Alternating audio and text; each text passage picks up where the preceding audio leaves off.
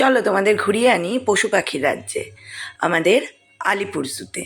Actually গত 23শে জানুয়ারি হঠাৎ প্ল্যানেই চলে গিয়েছিলাম আমরা এবং আমার ছেলের 2 বন্ধু এবং তাদের ফ্যামিলি, অর্থাৎ ছানাপোনা নিয়ে মোট আমরা 9 জন আলিপুর জু দেখতে। অ্যাকচুয়ালি লাস্ট 2-3 বছর ধরেই ভাবছি ছেলেটাকে একটু চিড়িয়াখানাটা দেখিয়ে আনবো, কিন্তু হয়ে উঠছিল না। হঠাৎ করে 22 তারিখ বিকেলে যখন ছেলের বন্ধুর মা আমায় ফোন করে বলল যেরকম প্ল্যান হয়েছে যাবে তোমরা, আমি এক কথাতেই রাজি হয়ে যাই। তো দেখতেই পাচ্ছ এখানে আমরা ট্রেনের পরে যথারীতি মেট্রো এবং তারপর বাসে করে চলে এসেছি প্রায় জুয়ের কাছাকাছি। বেশ কিছুটা হাঁটতে হলো, কারণ বাস আমাদের যেখানে নামালো সেখান থেকে অনেকটা হাঁটতে হয়েছিল। হেঁটে এসে জুয়ের টিকিট কাটা আমাদের কমপ্লিট, চলেছি আমরা জুয়ের পথে, পৌঁছে গেছি জু। এটা হলো জুয়ের এন্ট্রান্স।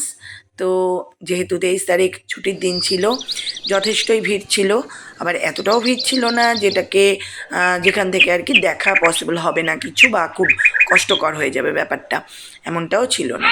তো যাই হোক, দেখতেই পাচ্ছ পরপর আমরা পশু পাখি দেখতে দেখতে চলেছি।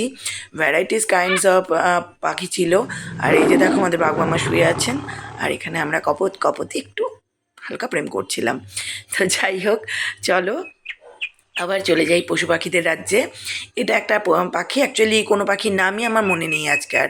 এতদিন আগে গেছি, যখন গিয়েছিলাম সদ্য বিকেল পর্যন্ত তাও একটু মনে ছিল, তারপর সবই আস্তে আস্তে ভুলে গেছি।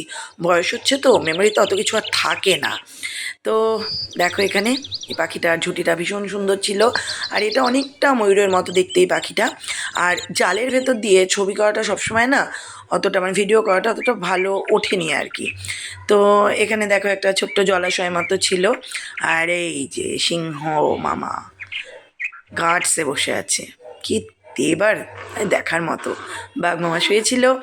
আর এইখানে সমস্ত ভিড়টাকে তোমাদের একটু বোঝানোর চেষ্টা করলাম, মোটামুটি কত লোকজন ছিল। আর এটাও এক ধরনের পাখি টাইপের, একটু বড় গতিপ্রিয় কিছু পাখি। আর এই যে বাঘ মামা হাঁটছেন, তার সান্ধ্যকালীন বা সকালের যেটাই বলো, জানি না কোন ওয়াকটা উনি করছিলেন তখন, মোটামুটি চলছিল।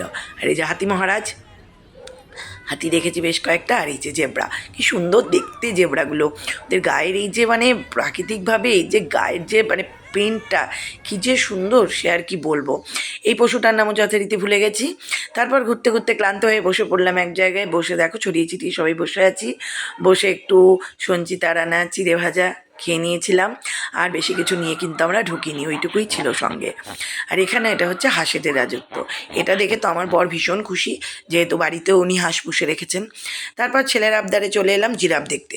ছেলে জিরাফ না দেখে কিছুতেই আসবে না। তো তারপর চিড়িয়াখানা কমপ্লিট করে ঢুকে গেলাম কিন্তু আমরা ভিক্টোরিয়ায়, যেহেতু পাশাপাশিই ছিল, তাই ভিক্টোরিয়াটা মিস করলাম না। গিয়ে দেখলাম ভিক্টোরিয়াতেও অনেকটা এরিয়া জুড়ে ভিক্টোরিয়া, অনেক আগে ছোটোবেলায় একবার দেখেছিলাম, আবার এই গেলাম। তো ভিক্টোরিয়াতে আমি যথারীতি কয়েকটা রিল বানিয়ে নিয়েছি বা ভেতরে ঢোকার আগে। আর এই যে পুরো ভিক্টোরিয়ার লুকটা, আর এটা ছিল ভিক্টোরিয়ার ভেতরের লুক। তো এইভাবে সারাটা দিন খুব আনন্দ হই হুল্লোড়ে কাটলো, ভীষণ মজা হলো। খুব ক্লান্তও হয়ে পড়েছিলাম। অবশেষে আমিনিয়া থেকে বিরিয়ানি খেয়ে সোজা বাড়ি। আজকে এই পর্যন্ত, দেখা হবে পরের ভিডিওতে। টিল দেন টাটা, সাথে থেকো, সাথে রেখো।